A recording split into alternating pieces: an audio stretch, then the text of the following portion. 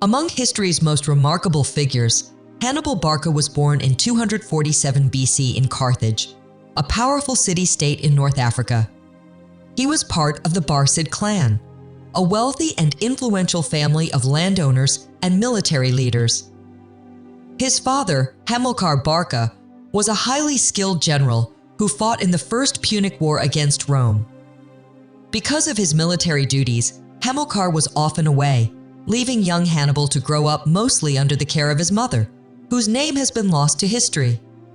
Hannibal had several siblings, including his brothers Hasdrubal and Mago, and 3 sisters who married into noble families. He was raised in a world shaped by war and politics, where Carthage struggled against Rome for dominance.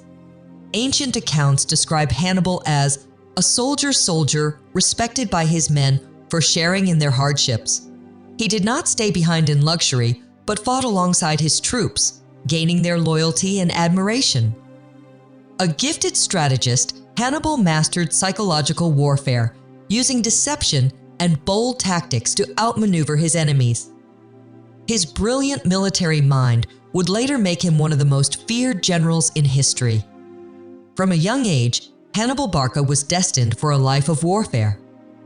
At just 9 years old, he followed his father, Hannibal Barca, to Spain, where he was introduced to military life. Before departing, Hannibal brought Hannibal to the Temple of Baal, where the young boy swore an oath of eternal hatred toward Rome. This promise would shape the rest of his life. In Spain, Hannibal trained under experienced warriors and learned the art of war through first-hand experience. He became an expert in sword fighting, horseback riding, and battle tactics. His Greek tutor, Silas, also educated him in history and strategy, helping him understand the strengths and weaknesses of past military leaders. Over the years, he fought alongside his father, witnessing battles and learning how to command an army. After Hamilcar's death in 229 BC, Hannibal's brother-in-law, Hasdrubal the Fair, took command of the Carthaginian forces in Spain. Hannibal continued to grow as a military leader under his guidance.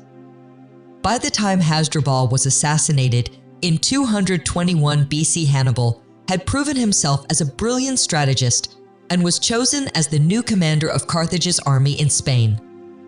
As the leader of Carthage's army in Spain, Hannibal Barca was determined to challenge Rome's power. In 219 BC, he led a siege against the city of Saguntum, which had allied with Rome.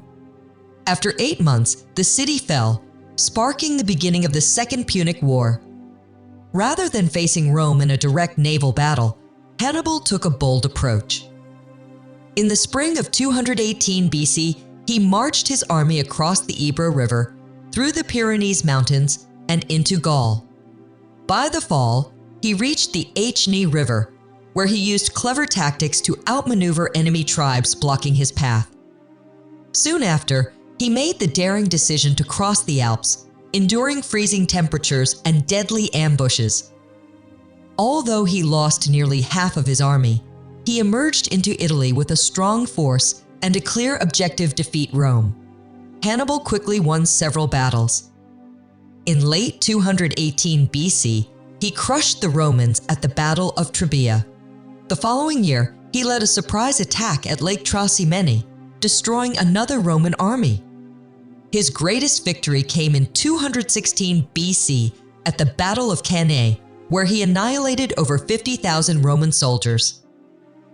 After his overwhelming victory at the Battle of Cannae in 216 BC, Hannibal Barca expected many of Rome's allies to join him. While some cities in southern Italy switched sides, most remained loyal to Rome. This made it difficult for Hannibal to gather the reinforcements he needed. Instead of attacking Rome directly, he focused on controlling the Italian countryside, hoping to weaken Rome over time. In response, Rome changed its strategy. Rather than facing Hannibal in open battle, the Roman general Quintus Fabius Maximus used a tactic of small attacks and avoided large-scale confrontations. This strategy frustrated Hannibal, as it denied him the decisive battles he preferred. Meanwhile, Rome's forces gradually reclaimed lost territory. By 212 BC, the Romans captured the important city of Syracuse in Sicily, cutting off Carthage's ability to send supplies. Hannibal's position weakened further when his brother Hannibal Barca attempted to bring reinforcements but was defeated at the Battle of the Metaurus in 207 BC. With Rome gaining the upper hand, Hannibal was eventually forced to retreat to the southernmost region of Italy, where he held out for several more years. By 203 BC, Hannibal Barca's campaign in Italy was coming to an end. With Carthage under threat from a Roman invasion, he was recalled home to defend his city. In 202 BC, he faced Rome's most skilled general, Publius Cornelius Scipio, at the Battle of Zama. Despite his efforts, Hannibal was defeated, marking the end of the Second Punic War. After the war, Hannibal tried to rebuild Carthage as a political leader. However, his enemies in the Carthaginian government accused him of plotting against Rome. In 195 BC, he fled to the eastern Mediterranean, where he advised foreign kings on military strategy. He continued his fight against Rome from exile, but his influence slowly faded. By 183 BC, the Romans pressured King Prusias of Bithynia to surrender Hannibal. Refusing to be captured, Hannibal took poison, ending his life on his own terms. Despite his ultimate defeat, he remains one of history's greatest military commanders.